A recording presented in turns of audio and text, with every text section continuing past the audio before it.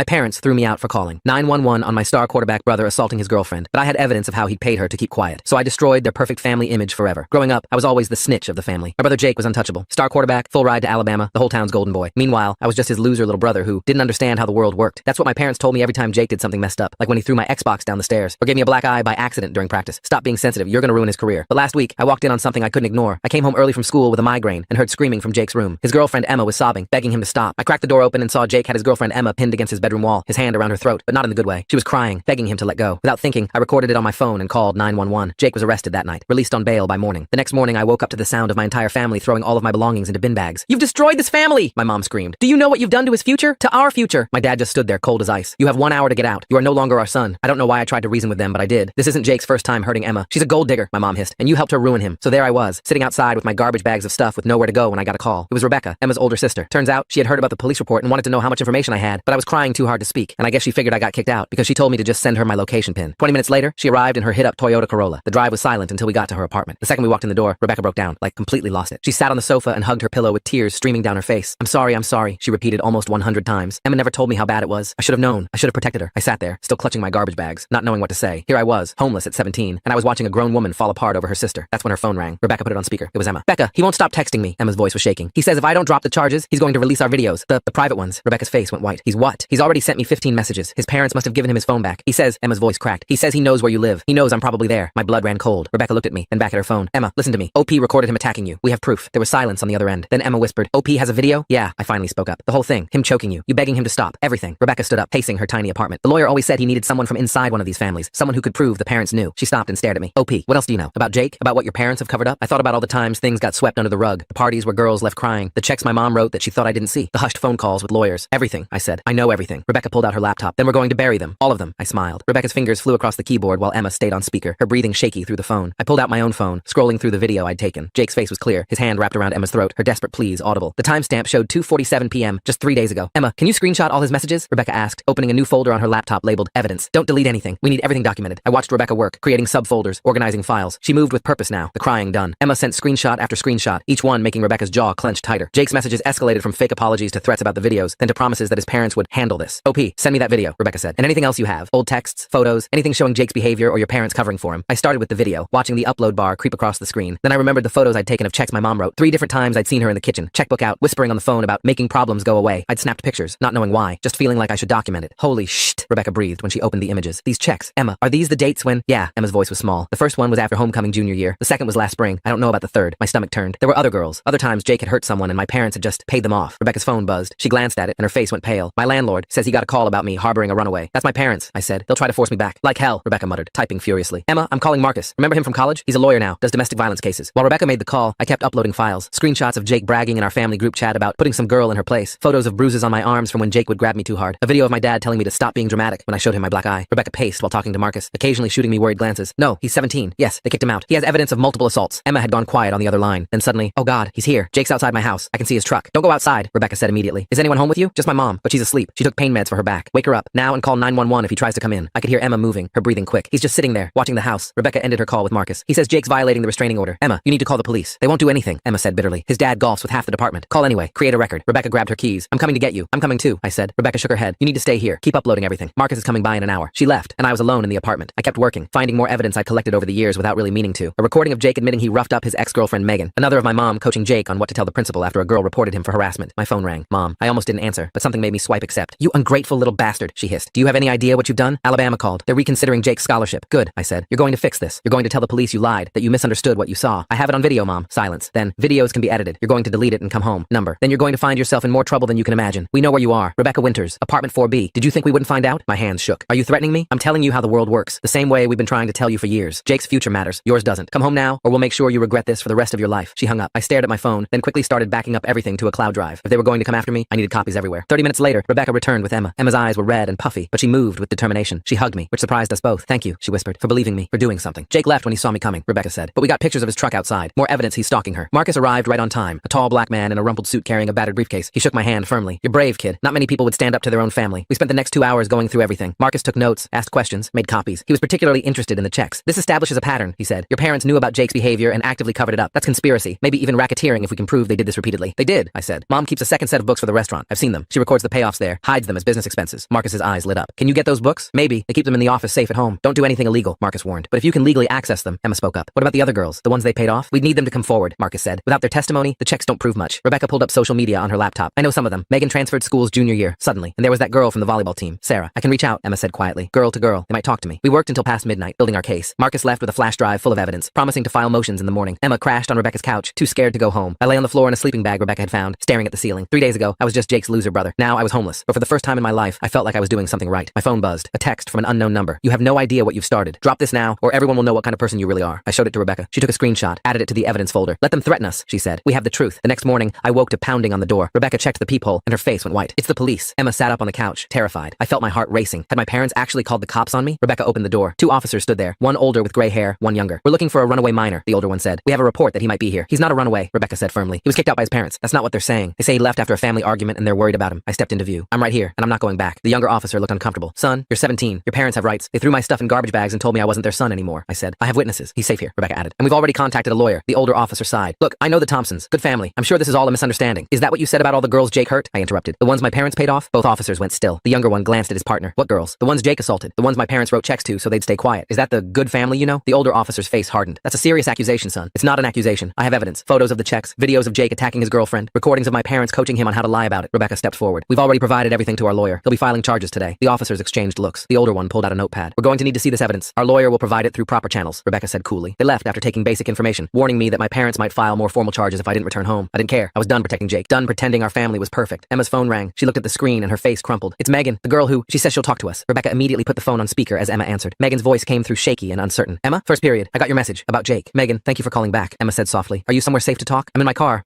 I need to know if what people are saying is true. Did he really hurt you? Emma's voice cracked slightly. Yes, and I think he hurt you too. The silence stretched for several heartbeats before Megan spoke again. The check your parents gave mine. It was for $50,000. They said it was a scholarship fund, but I knew. My parents knew. Everyone knew. Rebecca grabbed a notepad, scribbling quickly while Emma kept Megan talking. I watched as she wrote down dates, amounts, details that made my stomach churn. My parents had been doing this for years. Would you be willing to make a statement? Emma asked gently. We have a lawyer who... I can't. Megan cut her off. My parents would call me. They used that money for my brother's medical bills. If we have to pay it back. You wouldn't have to pay anything back, Rebecca interjected. That money was a bribe, not a legal settlement. I have to go, Megan said suddenly. I'm sorry, Emma. I'm really sorry. The line went dead. Emma stared at the phone, tears rolling down her cheeks. Rebecca put an arm around her sister while I sat there feeling useless. She'll come around, Rebecca said. Once she sees others speaking up, she'll find her courage. My phone buzzed. A text from my sister Lily. Mom and Dad are at Jake's emergency team meeting. House is empty for the next 2 hours. I showed it to Rebecca. The books Mom keeps. They're in the safe in their bedroom. I know the combination. Marcus said not to do anything illegal, Rebecca reminded me. It's not illegal if I live there, right? They kicked me out yesterday, but legally I'm still a resident for 30 days. Rebecca chewed her lip, thinking, take Emma's phone. Record everything. If anyone asks, you were just getting your belongings. 20 minutes later, I stood outside my childhood home, hands trembling as I unlocked the front door. The house felt different now, hostile and cold. I moved quickly up the stairs, past Jake's room where it all started, to my parents' bedroom. The safe sat in their closet, hidden behind Mom's shoe collection. My fingers fumbled with the combination. Jake's jersey number twice. The lock clicked open. Inside, 3 leather-bound ledgers sat stacked neatly. I pulled them out, flipping through pages of my mother's careful handwriting. Names, dates, amounts. Sarah Martinez, $30,000. Megan Chen, $50,000. Ashley Williams, $25,000. There were more. So many more. What are you doing here? I spun around to find Lily standing in the doorway, arms crossed. My 14-year-old sister looked older somehow, tired in a way that made my chest ache. Lily, they told everyone you attacked Jake, she said flatly. Said you've always been jealous of him, that you made up lies to ruin his life. You know that's not true. She stared at me for a long moment. I know Jake hurts people. I've always known. My hands stilled on the ledgers. What do you mean? I mean, I have eyes. I have ears. I live in this house too. She stepped into the room, closing the door behind her. I heard Emma screaming that day. I saw you call 911. I watched them throw your stuff out like garbage. Lily, I'm tired of pretending, she said, voice cracking. Tired of acting like Jake's some hero when I know what he really is. When I see how scared girls get around him. I set the ledgers on the bed, moving toward my sister. Why didn't you ever say anything? Because I'm 14. Because no one listens to me either. Because, she wiped at her eyes angrily. Because I was scared I'd end up like you. Homeless. Thrown away. I'm not thrown away, I said softly. I'm free. She laughed bitterly. Free? You're sleeping on some stranger's floor. Mom and Dad are telling everyone you're mentally unstable. Jake's been showing people edited versions of your video, making it look like Emma was play acting. My blood ran cold. He's doing what? His friend Connor's been helping him. They've got some app that changes videos, makes them look fake. I grabbed the ledgers, shoving them into my backpack. I have to go. Wait, Lily pulled out her phone. Let me help. Number, I don't want you getting involved. I'm already involved, she snapped. I've been involved since the day I was born into this messed up family. At least let me do something useful. Before I could respond, we heard the front door slam downstairs. Voices carried up. My parents, Jake, and someone else. Coach Williams. They're back early, Lily whispered. Is there another way out? She shook her head. They'll see you no matter what. Unless what? Unless they're distracted. She opened the bedroom door. Go to your old room. Wait for my signal. Lily, no. But she was already heading downstairs. I crept down the hall to my former bedroom. Empty now, except for the furniture. Voices rose from below. What are you doing home? Mom's voice, sharp with suspicion. You're supposed to be at school. I felt sick, Lily said. Threw up in second period. You look fine to me, Jake said. I could hear the sneer in his voice. Yeah, well, you look like someone who chokes girls, so I guess looks can be deceiving. The silence that followed was deafening. Then Jake's voice, low and dangerous. What did you just say? You heard me. Lily, Dad's voice boomed. Apologize to your brother right now. Why? Because he's the golden boy? Because he's going to the NFL? Because you've spent years covering up what he really is? I peered out my door, saw Lily standing at the top of the stairs, facing down our entire family. She looked so small, but her voice was steel. I don't know what lies your brother has been filling your head with, Mom started. OP didn't tell me anything. I have eyes. I have ears. I know about Sarah Martinez. I know about Megan Chen. I know about all of them. You don't know what you're talking about. out, Coach Williams said. Jake's a good kid, a leader. Sometimes people try to take advantage by letting him hurt them, by being so traumatized they change schools, by taking money to stay quiet. Lily pulled out her phone. I know more than you think I do. Jake started up the stairs. Give me the phone, Lily. Number. I said give me the phone. He lunged for her, and that's when everything went sideways. Lily dodged, but Jake grabbed her arm, twisting hard. She cried out, and I was moving before I could think, bursting out of my room. Let her go! Jake spun, still gripping Lily's arm, his face contorted with rage. You're supposed to be gone. Let her go. He shoved Lily aside, and she stumbled, catching herself against the wall. Jake advanced on me, fists clenched. You ruined everything, he snarled. My scholarship, my future, everything. You ruined it yourself when you decided hurting people was okay. He swung at me, but I'd learned to read his movements years ago. I ducked, and his fist hit the wall. While he cursed, I noticed Lily had her phone up, recording everything. Stop it! Mom screamed from the bottom of the stairs. Both of you, stop it right now. But Jake was beyond listening. He grabbed me by the throat, slamming me against the wall. You want to know what I do to people who cross me? Jake, stop. Dad's voice held a note of panic now. There are witnesses. I don't care. Jake's grip tightened. I'm sick of everyone acting like I'm the bad guy. Emma wanted it rough. They all did. They just changed their minds after. I couldn't breathe, spots dancing in my vision, but I could see Lily, still recording, tears streaming down her face. Coach Williams was backing toward the door. My parents stood frozen, watching their golden boy destroy himself. Jake's phone rang, the sound jarring enough that his grip loosened slightly. He pulled it out with his free hand, glancing at the screen. His face went white. Connor? He let go of me completely, answering the call. What do you mean you're not? I don't understand. I slumped against the wall, gasping for air. Jake listened to whatever Connor was saying, his expression cycling through confusion, anger, and finally fear. You can't do this to me, he said. We're brothers, man. We're Connor. He stared at his phone, then hurled it against the wall where it shattered. What happened? Coach Williams asked. Connor's backing out. Says he won't edit the videos. Says he's done lying for me. Jake turned on me, eyes wild. This is your fault. You turned him against me. No, Lily said quietly. You did that yourself. Jake spun toward her. Shut up. You don't know anything. I know you just assaulted OP on camera. I know you admitted Emma wanted it rough. I know you've been having Connor edit evidence. She held up her phone. And now everyone else will know too. Jake lunged for her again, but this time Dad intervened, grabbing Jake's arm. Enough. You're making things worse. Worse? Jake laughed hysterically. How can things get worse? My life is over. We'll fix this, Mom said desperately. We always fix things. We just need to what? I asked, finding my voice. Pay Lily off too? How much is your daughter's silence worth, Mom? Another 50,000? 100? Don't be dramatic, she snapped. Lily's not going to say anything. She's family. So was I said. Until yesterday. Lily moved to stand beside me. I already sent the video to OP's lawyer, and to Rebecca, and to Emma. The room erupted, Mom screaming at Lily, Dad trying to calm everyone down, Coach Williams heading for the door, muttering about not wanting to be involved, and Jake just stood there, staring at his broken phone like it held all the answers. I grabbed Lily's hand. We're leaving. You're not taking her anywhere. Mom blocked our path. She's a minor, and you just watched your son assault both your children, I said. What do you think CPS will say about that? Her face went ashen. You wouldn't. Try me. Dad stepped forward. Let's all calm down. OP, take what you came for and go. Lily stays here. No, Lily said. I'm going with him. You're 14 years old, Mom shrieked. You don't get to make that choice. Then call the police, Lily said. Explain why both your children are trying to leave. Explain the bruises on my arm from where Jake grabbed me. Explain everything. We pushed past them, heading for the stairs. Jake made one last grab for me, but I shoved him back. It's over, Jake. No more covering up. No more paying people off. No more hurting people. I'll kill you, he said quietly. I swear to God, I'll kill you for this. Jake, Dad barked. Shut your mouth. But the damage was done. Lily had kept recording, catching every threat, every admission. We made it to the front door, my parents still screaming behind us. I had the ledgers. Lily had the videos. And for the first time in our lives, we had each other's backs. Connor's truck sat in our driveway, blocking my exit. He got out as we approached, hands raised, peacefully. I'm not here to fight, he said quickly. I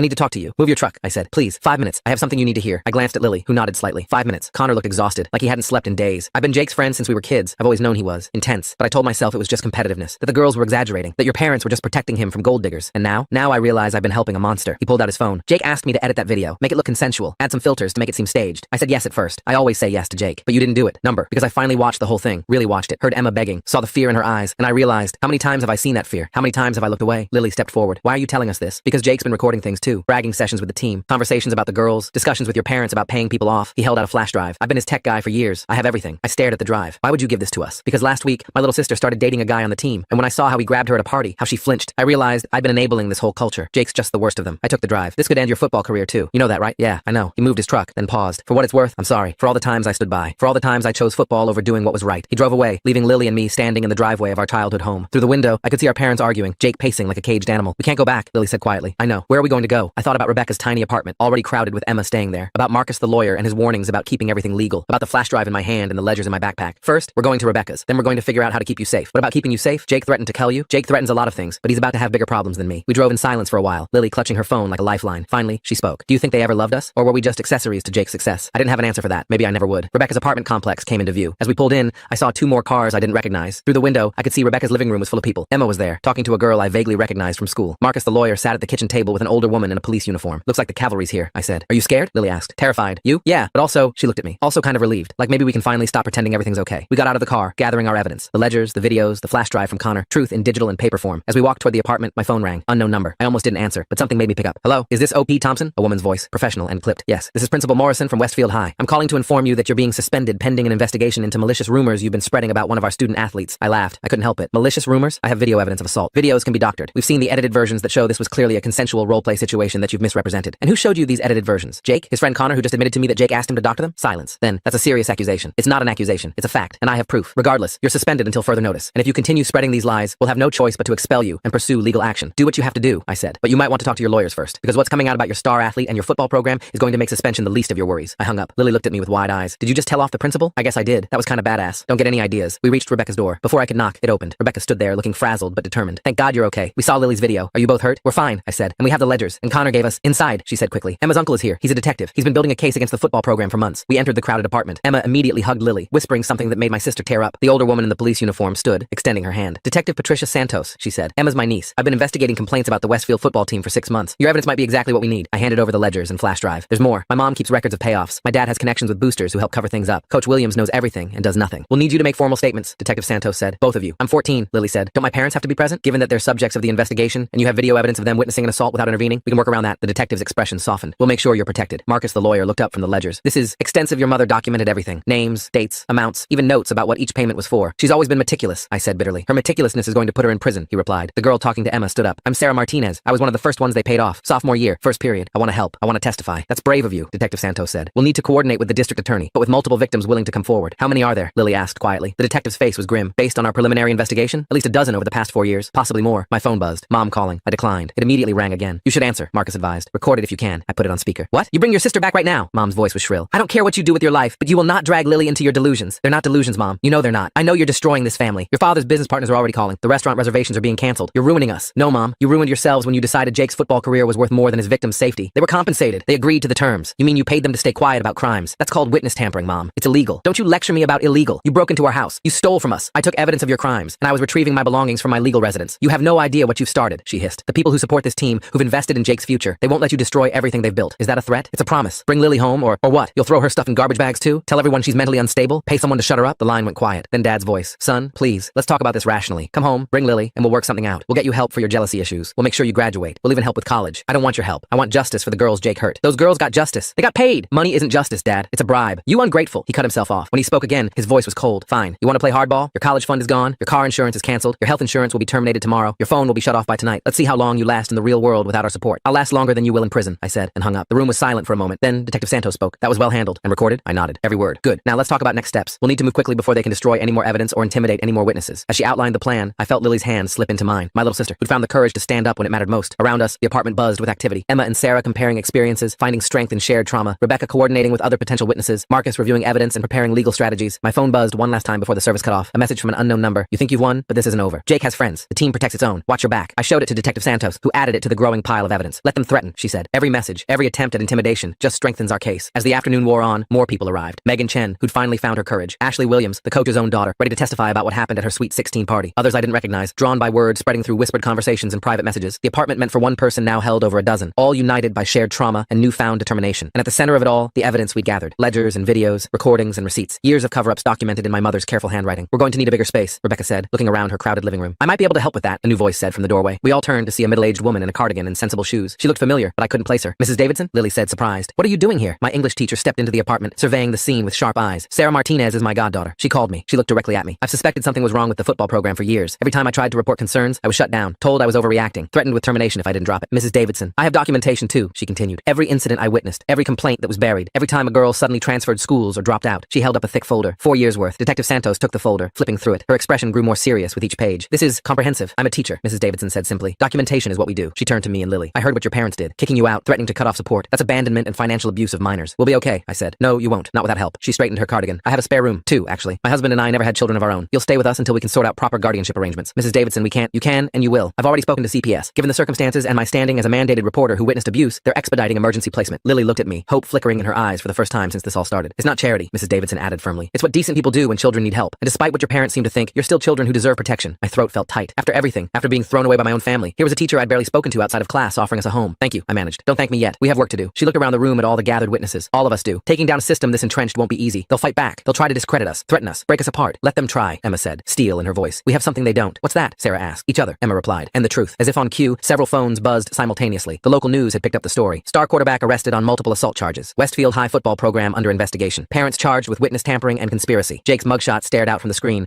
No longer the golden boy, but just another predator finally facing consequences. Below it, a note that he was being held without bail after violating the restraining order and making threats. It's starting, Detective Santos said. Once the media gets involved, more witnesses usually come forward. This is going to get bigger before it's over. I thought about my parents, probably huddled with their lawyers right now, trying to figure out how to spin this. About Jake, sitting in a cell instead of on a football field. About Coach Williams, watching his empire crumble. About all the people who'd enabled this system for years. Then I looked around the room, at the survivors finding their voices, at the adults finally stepping up to protect protect us, at my little sister, brave enough to stand up when it mattered most. Good, I said. Let it get bigger. Let it all come out. Every cover-up, every payoff, every time someone looked the other way. Let everyone see what they've been protecting. Mrs. Davidson put a hand on my shoulder. That's the spirit. Now let's get you and Lily settled. Tomorrow's going to be a long day. As we prepared to leave, gathering what few belongings we had, Rebecca pulled me aside. You did the right thing, she said. Recording Jake, gathering evidence, protecting Emma. Not many 17-year-olds would have that courage. I didn't feel brave, I admitted. I was terrified the whole time. That's what real courage is. Being terrified and doing the right thing anyway. We left the apartment in a convoy. Mrs. Davidson's sedan leading the way, Detective Santos following for security, and Rebecca bringing up the rear. As we drove through town, I saw people on their phones, no doubt reading the breaking news. By tomorrow, everyone would know the truth about Jake Thompson, golden boy turned predator, about the parents who covered for him, about the system that enabled him. But tonight, I was just a 17-year-old kid who'd lost his family, but found something else, something better. A community of survivors and supporters, united by truth and determination. A teacher who saw two kids in need and opened her home. A sister who chose courage over comfort. As we pulled into Mrs. Davidson's driveway, Lily squeezed my hand. We're going to be okay, aren't we? I thought about everything we'd lost, everything we'd gained, everything still to come. Yeah, I said. We're going to be okay. Mrs. Davidson's house smelled like cinnamon and old books. Lily and I stood in the entryway with our garbage bags while she bustled around, turning on lights and adjusting the thermostat. Her husband, a quiet man with kind eyes, took our bags without a word and headed upstairs. The rooms aren't much, Mrs. Davidson said, leading us up, but they're clean and private. Lily, you'll take the blue room. OP, the one at the end of the hall. My room had a single bed, a desk, and a bookshelf filled with classics. Through the window, I could see the lights of town, including the stadium where Jake had been king just days ago. Dinner's at 6, Mrs. Davidson said. We'll need to go over some paperwork for CPS, but that can wait until you've settled in. After she left, I sat on the bed, finally letting the weight of everything hit me. My phone, still miraculously working despite Dad's threats, buzzed with messages. Most were from numbers I didn't recognize. Classmates probably, who'd seen the news. A knock at my door. Lily peeked in, looking small in the oversized t-shirt Mrs. Davidson had given her. Can't sleep either? I shook my head. She came in and sat beside me, both of us staring at nothing. Do you think Jake knows we're here? Probably not. He's got bigger problems right now. My phone rang. Marcus. Sorry to call so late, he said when I answered, but I wanted to update you. The DA's office is taking this seriously. With the evidence you provided, they're looking at multiple felony charges for Jake. Your parents are facing conspiracy and witness tampering charges. What about the other girls? 3 more came forward tonight after seeing the news. Detective Santos is coordinating with them now. After he hung up, I found myself unable to sit still. I wandered downstairs, finding Mr. Davidson in the kitchen making tea. Couldn't sleep? He asked, pulling down another mug without waiting for an answer. We sat in silence for a while, sipping chamomile. Finally, he spoke. My nephew went through something similar. Not the same, but similar. Family chose their reputation over doing what was right. He looked at me over his mug. It gets easier. Not easy, but easier. The next morning came too soon. Mrs. Davidson drove Lily and me to school, where we were immediately called to the principal's office. Principal Morrison sat behind her desk, looking like she'd aged 10 years overnight. The suspension has been lifted, she said without preamble, given the developments in the situation. You mean given that you can't suspend me for telling the truth about crimes? Her jaw tightened. There will be an assembly today addressing the situation. Counselors will be available for any students who need support. What about the football team? Suspended pending investigation. All of them. I thought about Connor, who'd finally done the right thing. About the other players who'd stood by while Jake hurt people. About the system that had protected them all. The day was surreal. Whispers followed me through the halls. Some people avoided me like I had a disease. Others nodded respectfully. A few girls I'd never spoken to before stopped me to say thank you. In English class, Mrs. Davidson taught like nothing had changed, but I caught her checking on me throughout the period. When the bell rang, she asked me to stay behind. The CPS worker will be by the house at 4, she said. They'll need to interview you and Lily separately. Will they try to send us back? Over my dead body. At lunch, I sat alone until Sarah Martinez appeared with her tray. Mind if I sit? I gestured to the empty chairs. She sat down, picking at her food. I never thanked you, she said finally, for being the first one to actually do something. I just recorded what I saw. Number, you chose to act when everyone else chose to look away. That matters. More people joined us. Megan Chen, Ashley Williams, other girls whose names I was just learning. We didn't talk much, but there was something powerful in sitting together, no longer hiding. My phone buzzed. Unknown number. I almost ignored it, but something made me answer. Is this OP? A male voice, nervous. Who's this? I'm on the team. Was on the team. Look, I know you don't know me, but I need to tell someone. Coach Williams has been giving us more than just steroids. There's other stuff. Stuff that makes you aggressive, makes you not care about things. Why are you telling me? Because I've been taking them for 2 years, and last week I almost hurt my girlfriend, just like Jake. And I realized, what if it's not just Jake? What if he's just the worst of us because he takes the most? I looked around the cafeteria, then stepped outside. What's your name? Alex. Alex Chen, Megan's cousin. Are you willing to talk to the police about this? Silence. Then, yeah,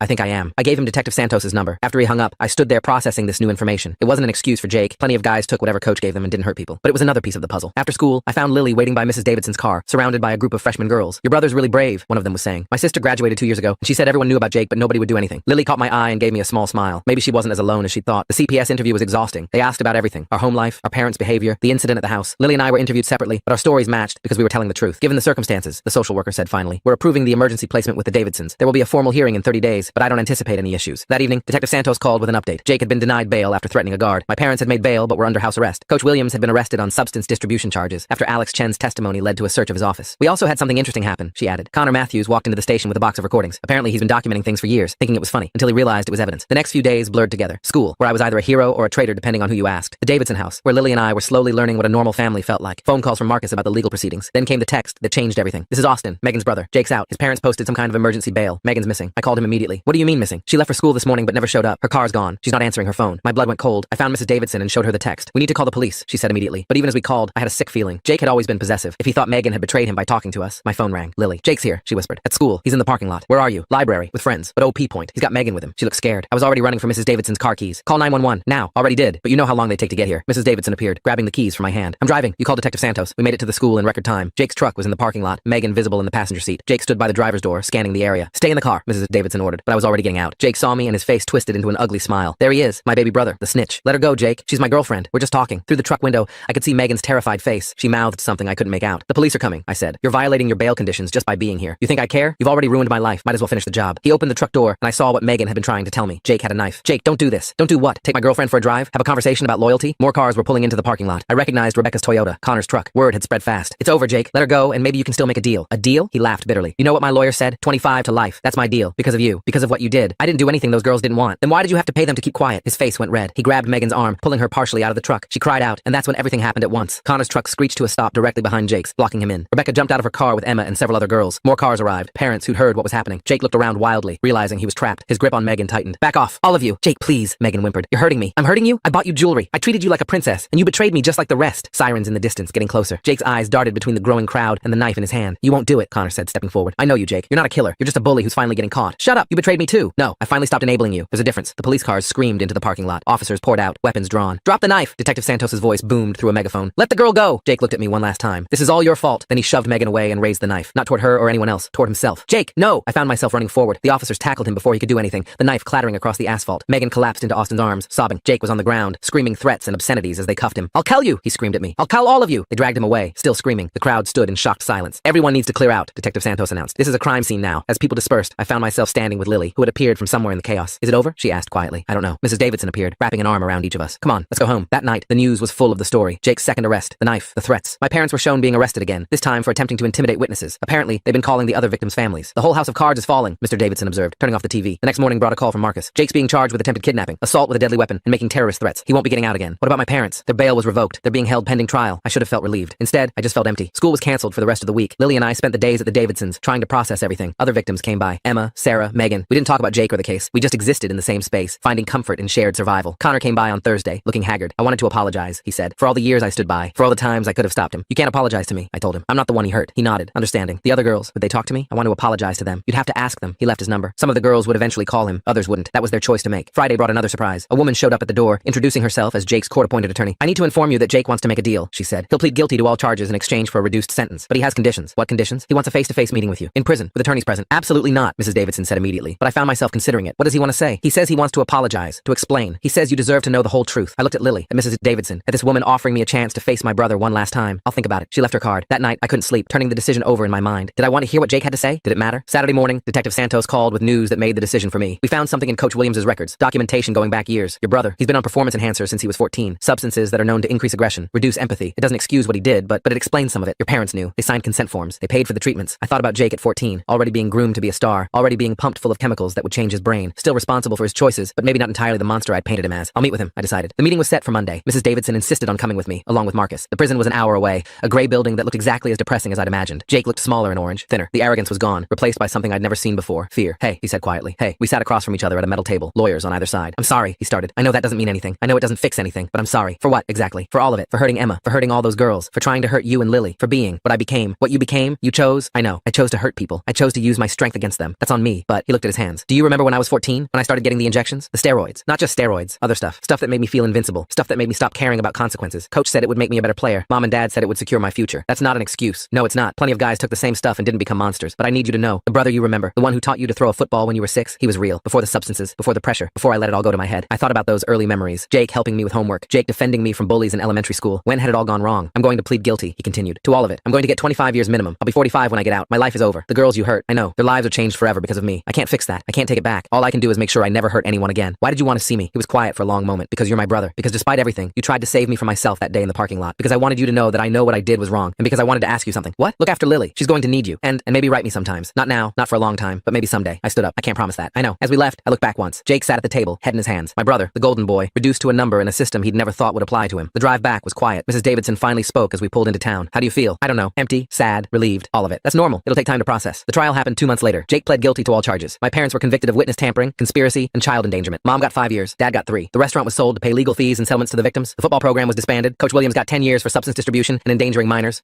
Several other coaches were fired. The principal resigned.